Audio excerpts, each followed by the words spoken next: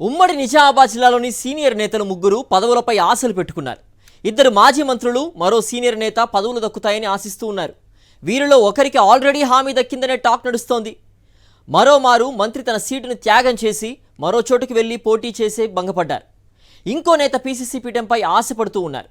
మరి కాంగ్రెస్ హైకమాండ్ ఎవరి ఆశలు తీరుస్తుందో, ఇంతకీ ఆ నేతలు ఎవరో చూద్దాం. మాజీ మంత్రులు సుదర్శన్ రెడ్డి, షబీర్ అలీకి రేవంత్ రెడ్డి మంత్రివర్గ విస్తరణలో అవకాశం కలుగుతుందనే ప్రచారం జరుగుతోంది. పొద్దుటూరు సుదర్శన్ రెడ్డి బోధన్ నియోజకవర్గం నుంచి 4వ విజయం సాధించారు. గతంలో మంత్రిగా పనిచేసిన అనుభవం కూడా ఉంది. అదేవిధంగా సీనియర్ నేత షబీర్ అలీ తన సొంత నియోజకవర్గం కామారెడ్డిని రేవంత్ రెడ్డికి త్యాగం చేసి తాను నిజామాబాద్ అర్బన్లో పోటీ చేసి ఓడిపోయారు. ఈ ఇద్దరు నేతలు గతంలో మంత్రి పదవులు నిర్వహించిన అనుభవంతో పాటు సీఎం రేవంత్కు కూడా సన్నిహితులు కావడం ప్లస్ పాయింట్గా చెప్తున్నారు. అదేవిధంగా వీరిద్దరికీ ఢిల్లీ పెద్దలతో కూడా సత్సంబంధాలున్నాయి. సుదర్శన్ రెడ్డికి ఇప్పటికే విస్తరణలో అవకాశం ఉంటుందనే హామీ లభించినట్లు చెప్తున్నారు.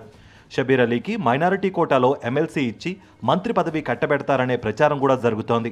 అయితే మంత్రివర్గ విస్తరణ లోక్సభ ఎన్నికలకు ముందు చేస్తారా, తర్వాత చేస్తారా అనే విషయమై ఇంకా స్పష్టత రాలేదు. టీపీసీసీ వర్కింగ్ ప్రెసిడెంట్గా ఉన్న బొమ్మ మహేష్ కుమార్ గౌడ్కు పీసీసీ అధ్యక్ష పదవి దక్కనున్నట్టుగా తెలుస్తోంది. మైనారిటీ అభ్యర్థి షబీర్ అలీ కోసం అధినాయకత్వం సూచన మేరకు మహేష్ కుమార్ గౌడ్ నిజామాబాద్ అర్బన్ టికెట్ను త్యాగం చేశారు.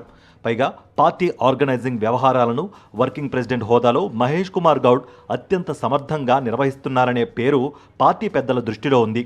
గతంలోనే పార్టీ అధినాయకత్వం ఆయనకు ఎమ్మెల్సీ ఇచ్చి మంత్రి పదవి ఇస్తామని హామీ ఇచ్చింది. ప్రస్తుత రాజకీయ పరిస్థితుల నేపథ్యంలో ఎమ్మెల్సీ పదవితో పాటు పీసీసీ పీఠం సైతం అప్పగించేందుకు పరిశీలన చేస్తున్నట్టు సమాచారం.